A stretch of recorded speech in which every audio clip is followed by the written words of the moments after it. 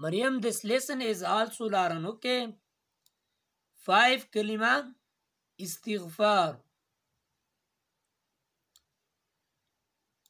Astaghfirullah Rabbi min kulli dhanbin أذنبته عمدا أو خطأ سرا أو علانية وأتوب إليه من الذنب الذي أعلم ومن الذنب الذي لا أعلم إنك أنت علام الغيوب وستار العيوب وغفار الذنوب ولا حول ولا قوة إلا بالله العلي العظيم.